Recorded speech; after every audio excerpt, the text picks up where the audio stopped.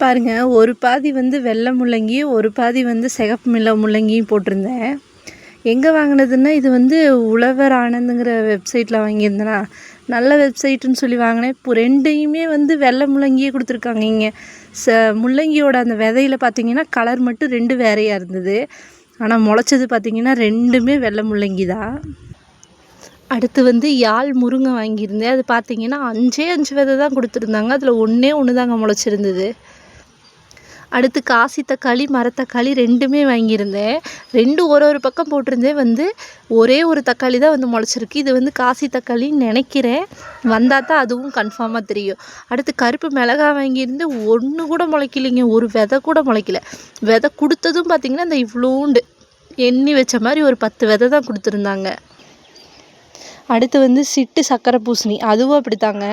விதை இவ்வளோ நிறையவே கொடுத்துருந்தாங்க. ஆனால் கிட்டத்தட்ட ஒரு 4 தடவை நானும் இடம் மாற்றி நட்டு பார்த்துட்டு முளைக்கவே கிடையாது. அடுத்து வந்து கொடி உருளை வந்து ஆர்டர் போட்டிருந்தேங்க. அது வந்து ஸ்டாக் இல்லைன்னு சொல்லிட்டாங்க. அதுக்கு பொதுவாக வந்து எக்ஸ்ட்ரா வேறு 2 விதை வந்து நான் கேட்டிருந்தேன். வேறு ஏதாவது நல்லதாக கொடுங்க. மஞ்சள் இது வந்து ரெட் கார்னுங்க. எனக்கு மஞ்சள் கலர் கார்ன் வேண்டான்னு சொன்னேன். ஆனால் வந்து எக்ஸ்ட்ரா இருந்த அந்த 20 ரூபாய்க்கோ என்னமோ வந்து அதவே திரும்ப போட்டு விட்டாங்க. இவங்க கொடுத்ததில் பாதி விதைக்கு எனக்கு முளைக்கவே இல்லைங்க.